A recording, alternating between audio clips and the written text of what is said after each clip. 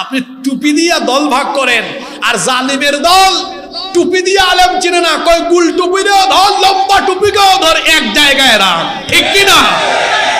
জালিমরা কিন্তু আলেমদেরকে ভাগ করে না, কৌমিটাকেও ধরে, আলিয়াটাকেও ধরে, জামাতও ধরে, হেফাজতও, খেলাফতও ধরে, জমিয়তও ধরে, চরমুনাইও কাউরে বাদ দেয় না। এই জন্য দেখেন নাই মাওলানা মামুনুল হককে যে জেলে রাখে, আমির হামজাকেও নিয়ে ওই জেলেই রাখে। কথা বুঝেন নাই?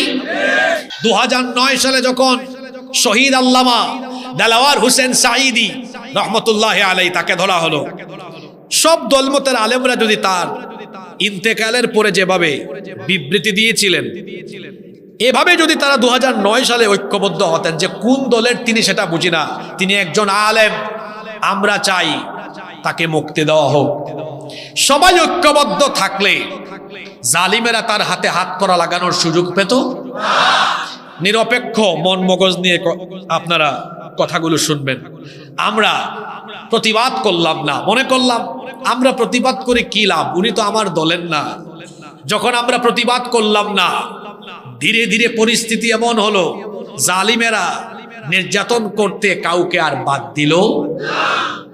আমরা টুপি দিয়ে অথবা মাসলাক দিয়ে অথবা আমরা পাঞ্জাবি দিয়ে নিজেদেরকে ভাগ করি, প্রতিষ্ঠান দিয়ে ভাগ করি, আপনি কৌমি আমি আলিয়া, আমরা নিজেদেরকে ভাগ করি।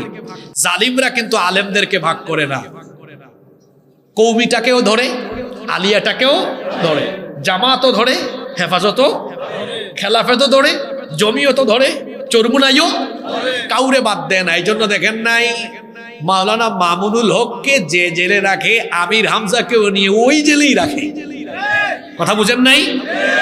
আমরা নিজেরা দলাদলি করলেও আলেমে আলেম না চিনলেও জালেম আলেম চিনে। কথাটা বুঝেন নাই? আলেমে আলেম না চিনলেও জালেমে। এজন্যই তো আমি বলি, বাংলাদেশে আলেমে আলেমে বিভেদ ঘটায়, জালেমে জালেমে দুস্তি করে তারা মুসলমানদের উপরে নির্যাতন করার সুযোগ পেয়েছে।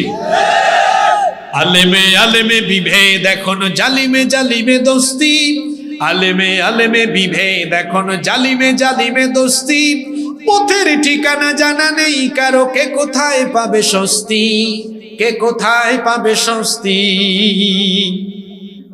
আমাদের কারবার দেখেন হুজুরদের, সালাতে কোথায় দুহাত বাঁধবে, নাভির উপরে নিচে, আমিন বলবে চুপি সারে নাকি সজোরে আওয়াজ ফুকে, ছোট আরো ছোট বিষয় নিয়েও চলছে ভীষণ দ্বন্দ্ব, সব দল ভাবে আমরাই ভালো, অন্যরা কালো মন্দ,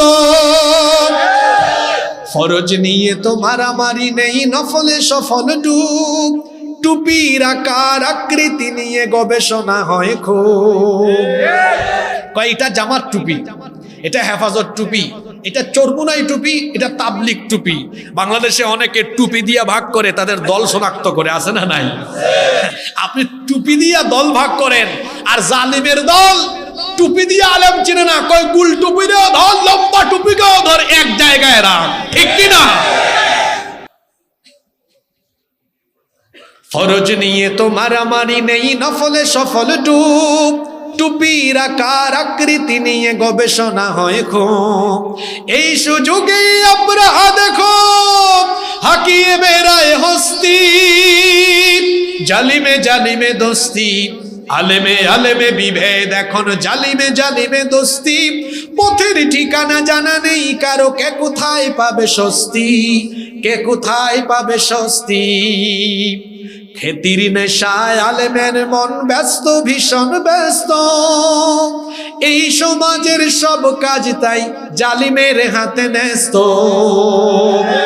নিজের হিসেবে করে না আলেম, অন্যের কথা ভাবে, বিরোধকারীরা জান্নাতে নাকি জাহান্নামেই যাবে, কাফের ফাসিক লক্ষ ফতোয়া পকেটেই আছে জমা, আল্লাহর কাছে ছাড় আছে তবু তার কাছে নাই ক্ষমা। এই গজলের সবচেয়ে সুন্দর লাইন হইল এটা তো হেরার চেরাগ, হেরা গুহায় নাজিল হয়েছে এই চেরাগ, কোরআন নাজিল করেছেন কে? হেরার চেরাগে চিনতে পারেনি এখনো আপন পর, জালিমের হাতে চলে গেছে তাই নিজের সাজানো ঘর।